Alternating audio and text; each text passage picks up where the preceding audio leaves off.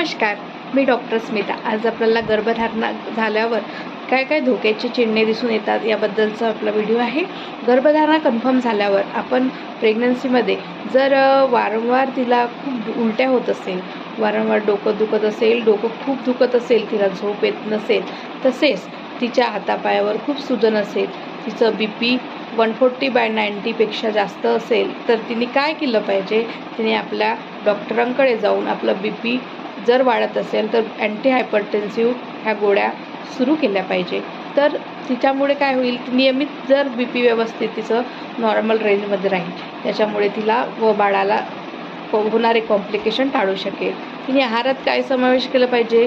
तिने वरून मीठ खाल्लं नाही पाहिजे, खूप स्पायसी, खूप तिखट पदार्थाचा आहारात समावेश केला न पाहिजे व अति गोड प्रमाण खाल्लं नाही पाहिजे। आहार प्रमाणातच खाल्लं पाहिजे, पाणी भरपूर पिलं पाहिजे आणि रोज नियमित आपली गोडी न चुकता खायला पाहिजे। धन्यवाद।